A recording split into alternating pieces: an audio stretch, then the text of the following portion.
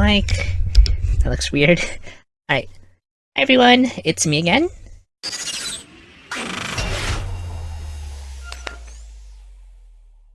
Hey everyone, thanks so much for joining me in yet another vlog video. This time I'll be talking about my adventures interviewing Mori Calliope. So in my last video, you might remember that I mentioned that I'd be doing a media session with the one and only Mori Calliope. And guess what, you guys? That did actually happen. And here's a little preview of that interview. So go ahead and roll it, please. Going back to the lyrics, because the lyrics are very important, like you said, especially if they're in another language. Usually the lyrics convey a certain message. Your music, what type of message would you say it conveys?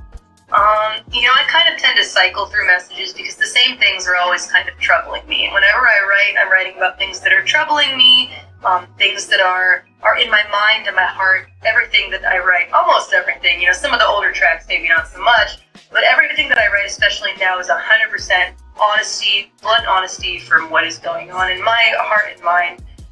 It's so important to me to write that way. Lyrics are there. I think that they are the one part of me as an artist that I'm the most, proud of, and I consider a defining characteristic, because not everybody can write them or wants to write them. I know a lot of people in HoloLive are scared to write their own lyrics because you're opening up your heart to the world. You're allowing people to see inside of your mind, whereas if somebody else writes the lyrics, all you have to do is say, hey, I didn't write those. Those are somebody else's, not necessarily feelings, because a lot of times when girls don't want to write their own lyrics, but they want a song made, they'll request what the lyrics should be about. And then the person writing them will write the song based on that, right? But for me, I don't like that, because if I request a lyricist write... The interview actually happened the day after the concert. Special thanks to Clover Corp for inviting me for the concert, which was fascinating. This is the third or fourth time that I've been at a concert where it's completely virtual. That is, that the artists themselves are not necessarily there present. And of course, I'm talking about the previous ones. I'm talking about Hatsune Miku, and that was back in 2011, 2016, I believe, 18, and the most recent one. And the thing that makes this different, though, from Hatsune Miku is that HoloLive members are actually performing live at a, other location, and the Vocaloids are actually pre-animated in CG. That's what makes Vocaloids different from HoloLive.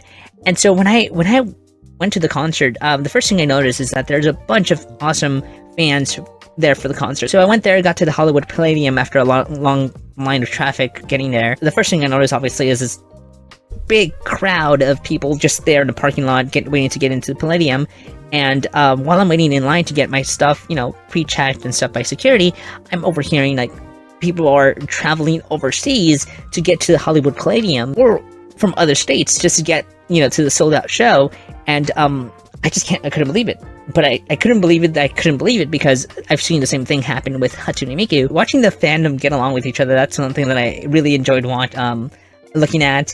Getting to the actual venue inside. Once getting inside, the one thing that I liked, aside from the alcoholic drinks, was the fact that, everyone had their own little glow stick. And many of them brought their own glow sticks. Others had other glow sticks from other concerts, or the glow sticks that were selling at the pop-up shop. I completely forgot, apparently, that I was going to a concert, that I forgot to bring my little glow stick. And you can see the glow stick right behind me. It's that one right there.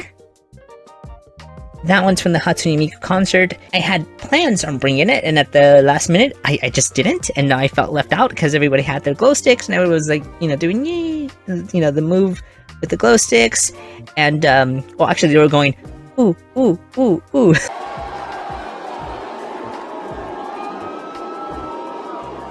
Anyway, but the performance too, like I said, what differs this concert from a Hatsune Miku concert is that Hatsune Miku, again, they're pre-animated, pre-recorded, but this is happening now. The performance is happening somewhere now.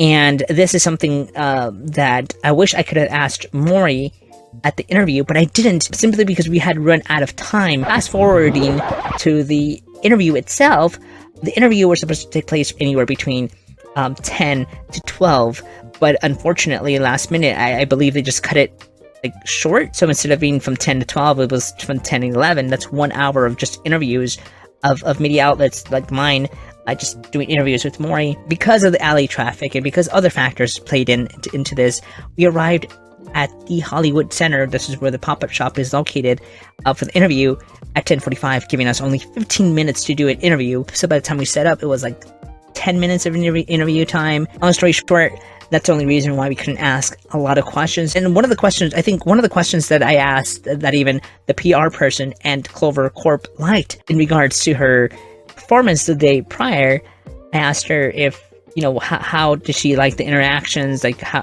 what was something that she enjoyed about performing live and that, and she went right into detail. Not that she didn't go into detail with the other questions, but she went a lot into detail with this particular question, and this is what she said towards that. Thinking about yesterday's performance, what would you say is the most rewarding part about performing live?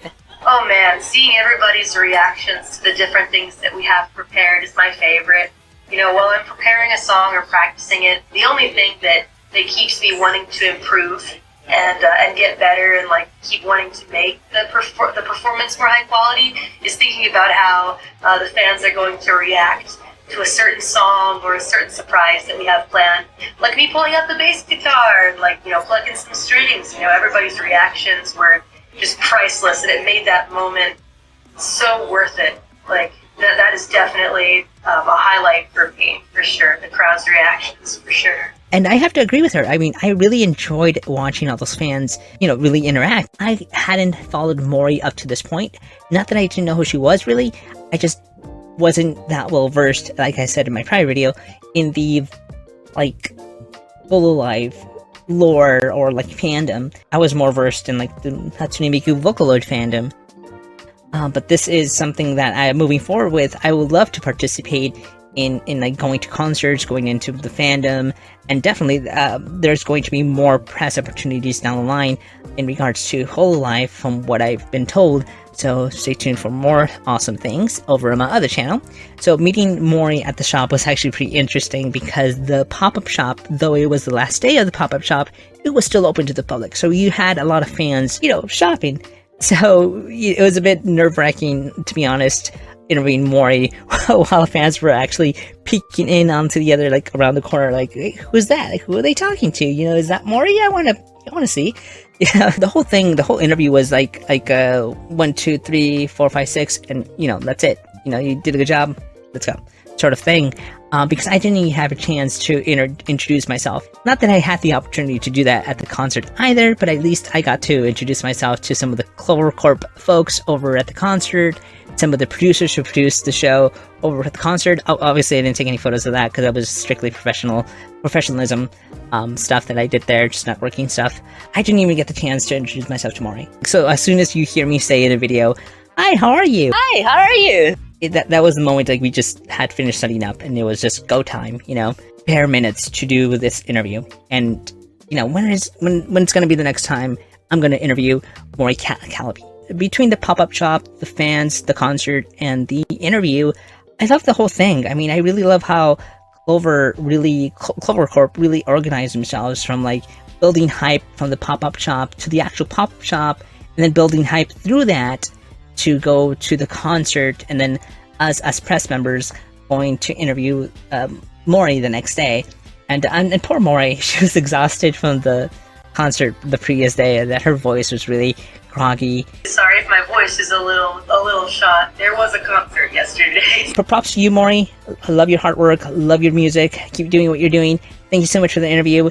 And with that being said, you guys, thank you so much for tuning in. I just wanted really to go on here and speak about my experience at Mori's concert, the pop-up shop, and the interview, of course. So if you guys want to see the full interview and or read the article, you can go ahead and watch the interview onto my YouTube channel and click below for the article link. More anime content over on my website. I can't wait to attend more HoloLive concerts. Who knows, maybe I'll see some of you guys over there. Maybe I'll get to do more interviews with other HoloLive members. I don't know yet, but definitely stay tuned over on my other YouTube channel and on my website, which is the link down below. If I can point below, can I just point below?